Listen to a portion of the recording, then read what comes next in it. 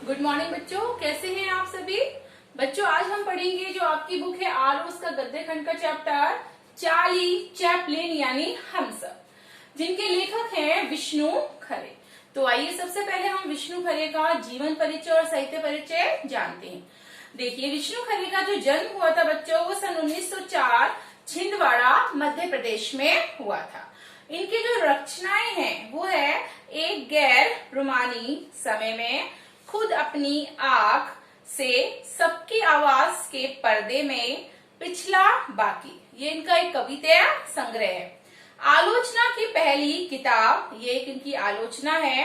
Cinema पढ़ने के तरीके, सिने आलोचना है। और मरु प्रदेश और अन्य कविताएं जो कि टी.एस. इलियट है। यह है चाकू समय, आरतियां जोसेफ है। काले वाला फिनलैंड का राष्ट्र काव्य, ये इनका एक अनुवाद है। इनको बच्चे जो पुरस्कार मिले हैं विष्णु खरे को, रघुवीर साहे सम्मान, हिंदी अकादमी दिल्ली का सम्मान, शिखर सम्मान, मैथिली शरण गुप्त सम्मान, फिनलैंड का राष्ट्रीय सम्मान, knight of the order of the white rose, ये सभी इनको सम्मान प्राप्त हुए हैं। आइए इनके साहित्यिक जीवन के बारे में जानते हैं। समकालीन हिंदी कविता और आलोचना में विष्णु खरे एक विशिष्ट हस्ताक्षर हैं। उन्होंने हिंदी जगत को अत्यंत गहरी विचारपरक कविताएं दी हैं। तो साथ ही बेबाक आलोचनात्मक लेख भी उन्होंने कहीं ना कहीं हमें दी हैं। विश्व साहित्य का गहन अध्ययन उनके रचनात्मक और आलोचनात्मक लेखन में पूरी रंगत के साथ दिखाई पड़ता है। विश्व सिनेमा के भी वे गहरे जानकार हैं और पिछले कई वर्षों से लगातार सिनेमा की विधा पर गंभीर लेखन करते रहे हैं। 1971 से लेकर 73 के अपने विदेश प्रवास के दरमियान उन्होंने तत्कालीन चेकोस्लोवाकिया की राजधानी प्राग के प्रतिष्ठित फिल्म क्लब की सदस्यता प्राप्त कर संसार भर की सैकड़ों उत्कृष्ट फिल्में देखी।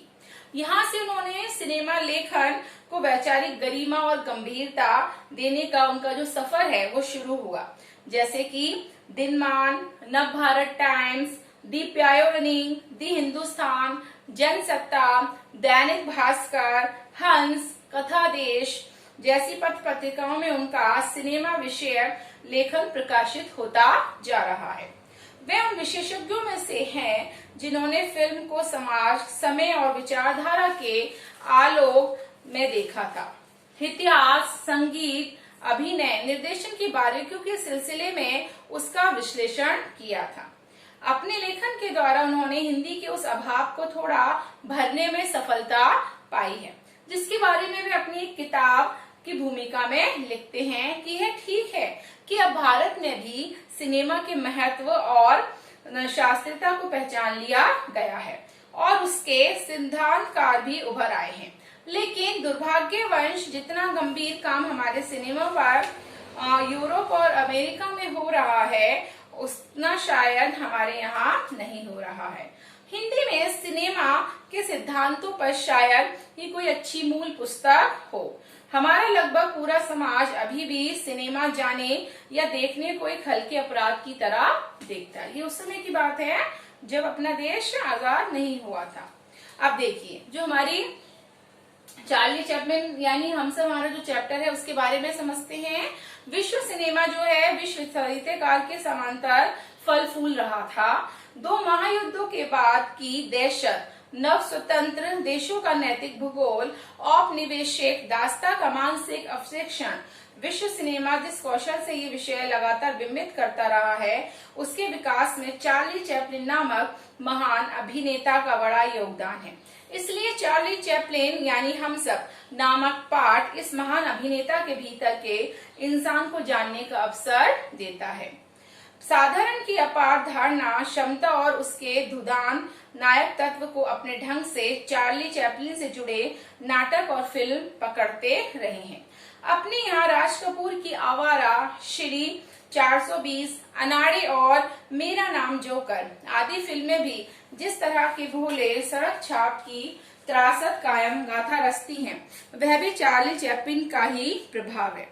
हास्य फिल्मों के महान अभिनेता और निर्देशक चार्ली चैपलिन पर लिखे गए इस पाठ में लेखक ने चार्ली के कलाकर्म की कुछ मूलभूत विशेषताओं को भी रेखांकित किया है।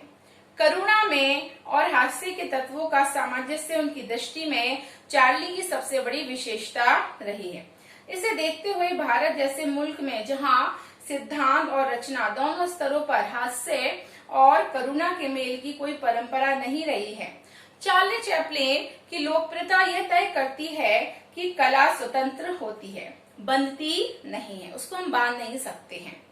एक से एक हास्य कलाकार हुए, पर वह चैपलिन की तरह हर देश, हर उम्र और हर स्तर के दर्शक की पसंद नहीं बन पाए। इसका कारण शायद ये रहा होगा कि चार्लिन ही वह शख्सियत हो सकता है जिसने सबको अपनी छवि दिखती है। वे किसी भी संस्कृति को विदेशी ही नहीं लगते। यह पूरा पाठ चार्ली चैपलिन के इसी जादू की व्याख्या का एक प्रयास है। तो ये था इनका लेखक परिचय और साहित्य परिचय। आइए अपना चैप्टर पढ़ते हैं। चार्ली चैपलिन यानी कि हम सब। यदि ये वर्ष चैपलिन की जन्म शती का न होता तो भी चैपलिन के जीवन का एक महत्वपूर्ण वर्ष होता। हमारे लेखक बता रहे हैं क्योंकि आज उनकी पहली फिल्म मेकिंग आ लिविंग के 75 वर्ष पूरे होते हैं। पौन शताब्दी से चैपलिन की कला दुनिया के सामने है और 5 पीढ़ियों को मुग्ध कर चुकी है। समय, भूगोल और संस्कृतियों की सीमा से खिलवाड़ करता हुआ चार्ली आज भारत के लाखों बच्चों को हंसा रहा है। जो चार्ली चैपलिन है तरह तरह की हरकतों से अपने बच्चों को और साथ में पाठकों को, दर्शकों को क्या करता है, हंसाता है। चार्ली आज भारत के बच्चों को हंसा रहा है जो उसे अपने बुढ़ापे तक याद रखेंगे। पश्चिम में तो बार बार चार्ली का पुनर्जीवन होता ही है, अर्थात वहाँ पे बहुत सारे ऐसे कलाकारों का जन्म होता है जो कि चार्ली चैपलिन बनते हैं। विकासशील दुनिया में जैसे जैसे टेलीविजन और वीडियो का प्रसार हो रहा है, एक बहुत बड़ा दर्शक वर्ग नए सिरे से चार्ली को घड़ी सुधारते या जूते खाने की कोशिश करते हुए देख रहा है। चैपलिन की ऐसी कुछ फिल्में या इस्तेमाल ना की गई रीलें भी मिली हैं जिनके बारे में कोई जानता ना था। अभी चैपलिन पर करीब 50 वर्षों तक काफी कुछ कहा जाएगा, ये हमारे लेखक बता रहे हैं। उनकी जो फिल्में हैं वो भावनाओं पर टिकी हुई हैं, बुद्धि पर नहीं। यानी हमारी जो फीलिंग्स होती हैं, हंसना, रोना, बहुत सारे हम भावुक हो जाते हैं समय के हिसाब से, परिस्थितियों के हिसाब से, तो उनकी जो फिल्में बनी हैं उन पर बनी हैं, बुद्धि पर नहीं। Metropolis, The Cabinet of Dr. Caligari, The Rowan Seal, Last Year in Marienbad, The Sacrifice जैसी फिल्में दर्शक से कुछतर एहसास की मांग करती हैं।